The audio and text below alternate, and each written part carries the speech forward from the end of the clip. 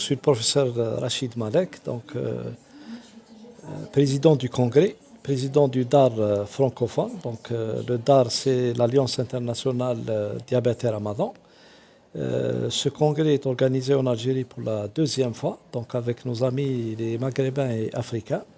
Et l'objectif, c'est de réunir toutes les personnes concernées par le diabète et le ramadan, c'est-à-dire les médecins, médecins généralistes, médecins endocrinologues et médecins internistes, et puis tous les autres qui peuvent jouer un rôle dans la prise en charge du diabète et ramadan.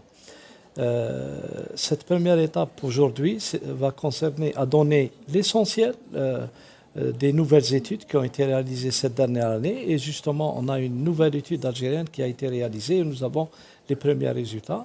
Nous parlons des guides, des guidelines, c'est-à-dire les recommandations internationales sur le diabète et ramadan, et avec concertation de tout le monde.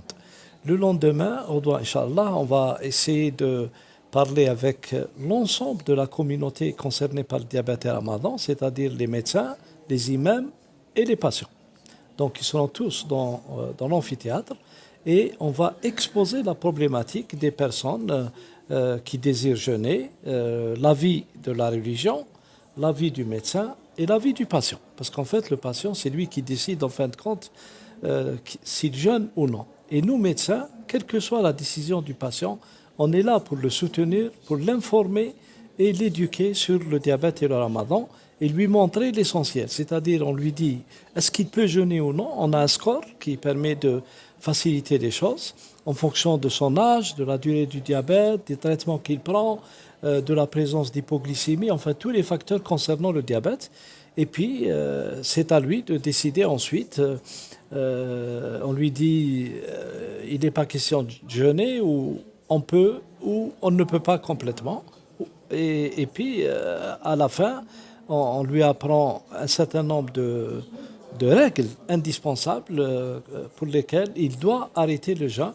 Par exemple, quand la glycémie baisse au-dessous de 0,70 ou l'allemande au-dessus de 7 grammes, combien il doit faire de glycémie pendant le ramadan en fonction des traitements qu'il prend et combien il doit boire d'eau entre le ftor et le sahur, quels sont les aliments à éviter. Enfin, vous connaissez bien le ramadan et les dangers liés aux sucreries, etc. Donc, c'est toute une éducation qui doit absolument se faire avant le ramadan, au cours de l'année avant le ramadan. Et bien sûr, la première règle et la première mesure que doit faire un patient qui vit avec le diabète, c'est d'aller voir son médecin avant le ramadan. Parce qu'en fait, l'imam, s'il va voir un imam, l'imam va le rediriger vers le médecin. C'est-à-dire, il va lui dire, c'est le médecin qui décide. Donc, il faut qu'il discute avec son médecin et ils prennent la décision ensemble pour jeûner en toute sécurité.